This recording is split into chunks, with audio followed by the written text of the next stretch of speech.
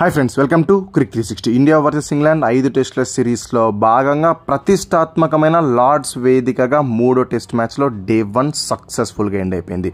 ఇక ఈరోజు డే ఎలా జరిగింది అన్న విషయానికి వెళ్ళే కన్నా ముందు మై డియర్ ఫ్రెండ్స్, నిజంగానే ఈరోజు టెస్ట్ క్రికెట్లో one of the best day చూశానని నేనైతే చెప్తున్నాను. ఎందుకంటే బోత్ బ్యాట్కి బాల్కి అద్భుతంగా కాంటాక్ట్స్ అయితే కుదిరింది. ఎందుకంటే కరోనా తర్వాత లాస్ట్ 5 ఇయర్స్లో ఎలా అయిపోయింది టెస్ట్ క్రికెట్ అంటే మినిమం డేలో 80 ఓవర్స్ బౌల్ చేస్తారు. ఖచ్చితంగా 300+ టోటల్స్ అయితే బోర్డు పైన వస్తూ ఉంటాయి. ఒక్క రోజులో 350+ టోటల్స్ వచ్చిన రోజులు కూడా ఉన్నాయిలేండి, అది వేరే విషయం. బట్ ఈ రోజు మటుకు ఇంగ్లాండ్ చాలా డిఫరెంట్ బ్యాట్ గేమ్ ఆడింది. ఎందుకంటే వాళ్ళు 83 ఓవర్స్ బ్యాట్ చేసి కేవలం 251 రన్స్ మాత్రమే స్కోర్ చేశాడు. Just close to 3 runs per over మాత్రమే స్కోర్ చేయగలిగాడు. యాక్చువల్గా ఇంగ్లాండ్ అంటే ఎలా బ్యాటింగ్ చేస్తుంది, minimum 4.5 above runs per over score చేస్తూ ఉంటారు. బట్ ఈ రోజు మటుకు డిఫరెంట్గా ఆడేశారు. స్టార్ పర్ఫార్మర్స్ ఎవరు అంటే Joe Root and NKR.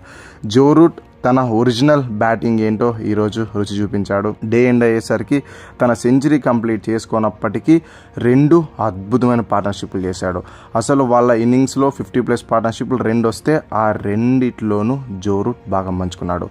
Day end అయ్యేసరికి క్లోజ్ టు 200 బాల్స్ ఫేస్ చేసి 99 రన్స్ వద్ద అయితే ఉన్నాడు.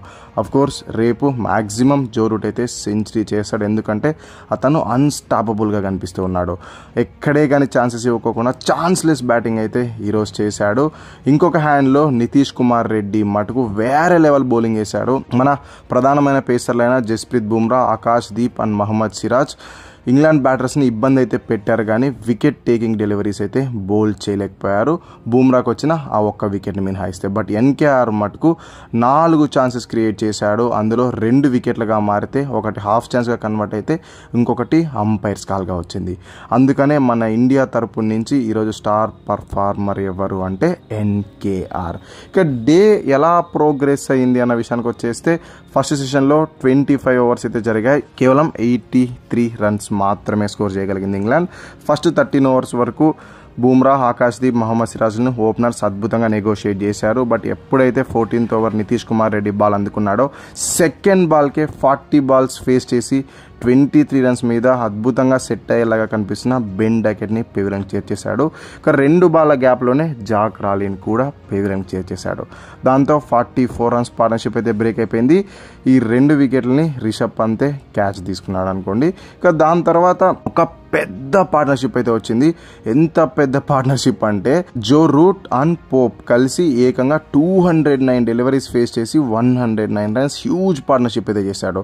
14th ఓవర్లో 2 వికెట్లు వచ్చాక లంచ్ వరకు వికెట్స్ ఏవి పడకుండా అద్భుతంగా బ్యాటింగ్ చేశారు. ఇక లంచ్కి వెళ్ళొచ్చాక కూడా టీ వరకు ఉన్న ఈ మధ్య సెషన్లో 24 ఓవర్స్ బ్యాట్ చేసి 70 రన్స్ మాత్రమే స్కోర్ చేశాడు.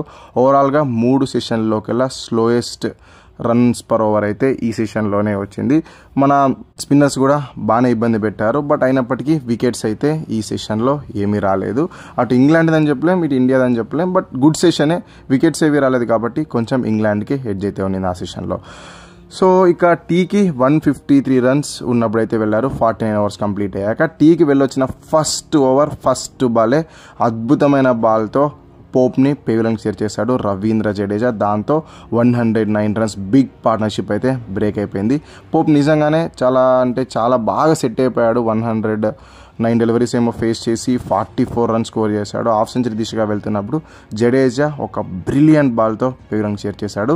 ఇక తర్వాత క్రీజ్ చేరుకున్న హ్యారీ బ్రూక్ కూడా పెద్ద ఇన్ఫ్లుయెన్స్ ఏమైతే ఏం చేయలేదు స్కోర్ కార్డ్. ఎందుకంటే జస్ట్ 20 బాల్స్లో 2 బౌండరీల సాయంతో 11 రన్స్ మాత్రమే చేసి బూమ్రా బౌలింగ్లో అయితే అవుట్ అయిపోయాడు. దాంతో 173కి 4th వికెట్ పడింది. ఇక దాని తర్వాత డే ఎండ్ అయ్యే వరకు ఇంగ్లాండ్ వాళ్ళు ఏ మాత్రం ఛాన్సెస్ ఇవ్వకోకుండా 251 రన్స్ దాకా పుష్ చేయగలిగారు. ఇప్పటికే Joe Root and Ben Stokes మధ్య 79 రన్స్ పార్ట్నర్షిప్ వచ్చింది. ఇద్దరు కలిసి 170 బాల్స్ ఫేస్ చేసి సెట్ అయిపోయినారు. సో మన వాళ్ళు రేపు ఏం చేస్తే బాగుంటుంది అంటే సింపుల్, కుదిరినంత తొందరగా ఈ పార్ట్నర్షిప్ బ్రేక్ చేసేయాలి. ఎంత త్వరగా వీలైతే అంత త్వరగా జో రూట్ని పెవిలియన్కి చేర్చాలి. ఎందుకంటే ఈరోజు 4 వికెట్లు పడినప్పటికీ జో రూట్ వచ్చిన బ్యాటర్స్ అందరితోనూ సమన్వయం చేస్తూ మంచి పార్ట్నర్షిప్లు చేస్తూ వచ్చాడు. సో ఒకవేళ బెన్ స్టోక్స్ అవుట్ అయినా కూడా జో రూట్ ఉంటే మటుకు ఇండియాకి డేంజర్ బెల్స్ తప్పవు. సో మన వాళ్ళు రేపు లంచ్ లోపు గనక ఆల్అవుట్ చేస్తే గేమ్ మన వైపు ఉంటుంది, లేదంటే గిన ఇంకాస్త కష్టంగా మారిపోతుంది. పిచ్ కూడా కాస్త డిఫరెంట్గానే బిహేవ్ చేస్తుంది ఎక్స్పెక్ట్ చేసిన దానికన్నా. సో అందుకనే మరీ టూ మచ్ రన్స్ ఫస్ట్ ఇన్నింగ్స్లోనే ఇచ్చేయడం కూడా మంచిది కాదు. కాబట్టి ఇండియా కుదిరినంత తొందరగా ఇంగ్లాండ్ని రేపు ఆల్అవుట్ చేస్తే బాగుంటుంది. ఈరోజు న్యూ బాల్ అయితే తీసుకున్నారు 80 ఓవర్స్ కంప్లీట్ అయ్యాక, అయినా కూడా లాస్ట్ 3 ఓవర్లో పెద్ద డ్యామేజ్ అయితే చేయలేకపోయారు. సో దాన్ని ఫుల్ఫిల్ చేస్తూ రేపు ఆ డ్యామేజ్ చేసి త్వరగా ఆల్అవుట్ చేస్తే మ్యాచ్ అనేది బాగుంటుంది. సో ఇది ఓవరాల్ మ్యాచ్ రివ్యూ.